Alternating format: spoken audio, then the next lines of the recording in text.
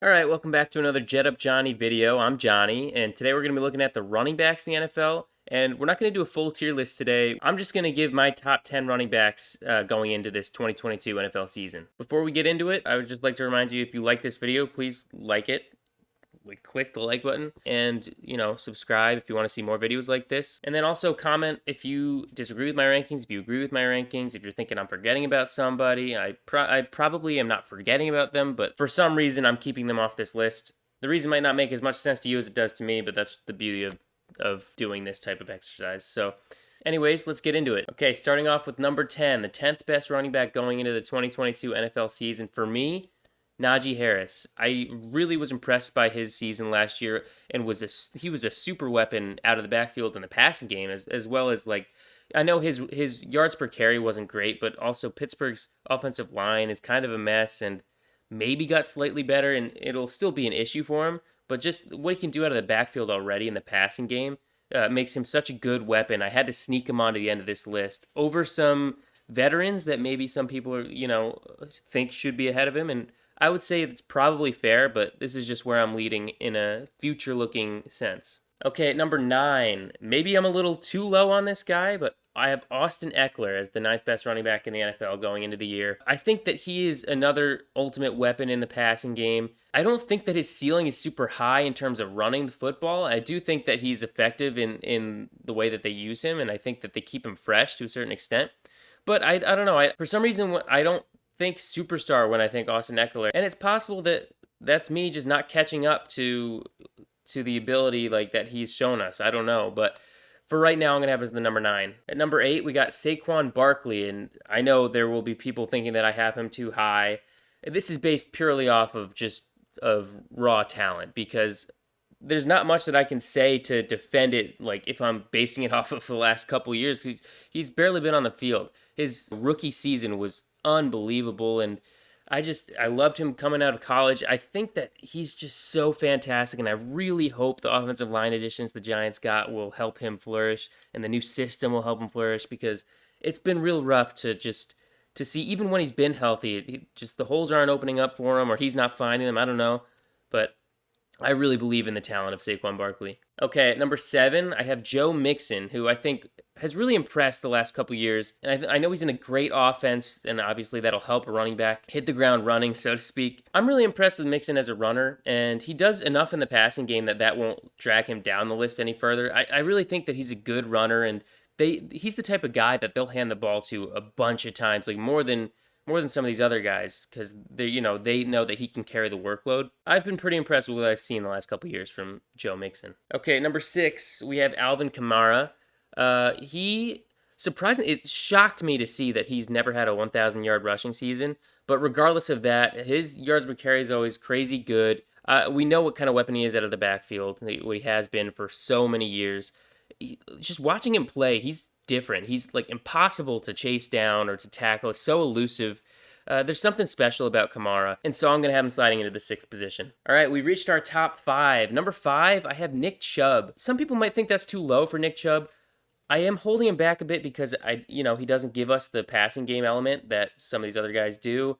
And I do think that he's one of the better runners in the league, probably a top 3 just straight up runner in the league. But it's tough when some of these guys can do so much in both areas. It's tough for me to have him higher than this. I do think that he's an ultra dynamic runner with the football. Okay, number 4, Dalvin Cook. He had some early injury, somewhat problems in his career. He's kind of steadied out though a little bit, and when he's on the field, unbelievable in both the receiving game and the running game. He'll just have just explosions of games, and I think that he's such an important piece of that Minnesota offense. I think some people probably overlook him to some extent, and maybe not everybody would have him this high, but I really believe in the guy, and I think that when he's healthy, I don't think you could argue that he's not in the top 5 running backs in the NFL.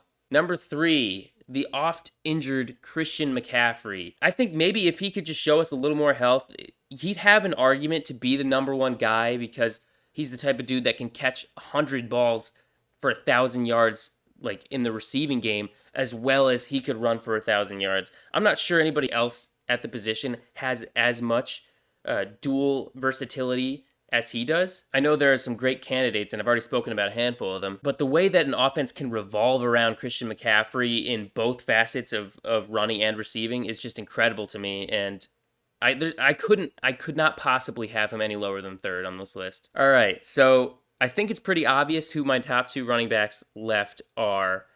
The order might not be obvious, and it wasn't obvious to me. This was a very difficult decision, and I ended up putting number two, Derrick Henry. And I felt kind of gross about not having him number one. The difference for me just came down to the receiving game and how he really doesn't offer much of anything in the receiving game.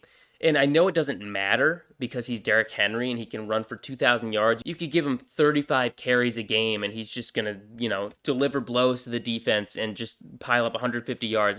That's just what he does. He's just ground and pound, true, just smash the defense. And nobody else is built like him in the NFL today. I think coming off the injury is a slight question mark. Sure, I don't think that he's going to regress into not being what he was. I think he'll still be what he was for a handful more years, especially because earlier on in his career, he kind of split with the guy that was on the Cowboys, went to the Titans. Oh my goodness. DeMarco Murray. The name slipped my mind for a second. But yeah, so I think that he had a little less tread on his tires from the first couple years splitting carries with DeMarco Murray. And I think that he'll have some longevity more so than some of the other running backs we've seen, kind of fizzle out in their mid-late 20s. I think he'll be able to hit 30 and maybe a year or two after because just the way he runs is so relentless. All right, so it's probably pretty obvious. Number one running back in the NFL right now, it's Jonathan Taylor. Jonathan Taylor has shown so much in the first couple years of his career. He's just an incredible runner. And the difference here, of course, I already said it with Derrick Henry. He's already given us something in the receiving game more so than we've seen from Derrick Henry. And while Henry, I'd have to give the slight edge in the running game specifically, even though Taylor looked unbelievable last year. Taylor has that extra asset of being a somewhat reliable guy catching passes out of the backfield. This is probably, this was the hardest decision on the entire list for me, was just deciding who to put first, who to put second. It's probably too early to dethrone Derrick Henry, but I think this just, to me, speaks more to how impressed I've been with Jonathan Taylor, more so than I thought I would be, and I have to give him credit where credit is due. He's an unbelievable running back, and I saw him torch the Jets for what felt like 1,000 yards when they played them last year, so... Anyways, that'll do it for the top 10 rankings for the running backs going into the 2022 NFL season. These are just my rankings. I'd love to hear what you think about my rankings down below in the comments. Again, if you like this video, please give it a like. If you like this video, please subscribe if you'd like to see more videos like this. I know I haven't been super consistent yet. I'm still trying to work through exactly what I want to do with this channel and how I want it all to look. I'm new at all this, so I have to figure out, what I want my logo to look like, whether I want an intro, what I want the intro to look like, blah, blah, blah. And it's a lot to go through. And I think once I built a steady routine of how to do this type of things and when to record, where to record, I've been just sitting in this chair, but, I could have a better set up at some point. I'm working through all that. So hopefully at some point I'll be a little more consistent. I'm going to try to do one a week. Obviously, this is more than a week. But anyways, if you liked it, I'd love for you to stick along for the ride. This has been Jet Up Johnny, and thanks for stopping by.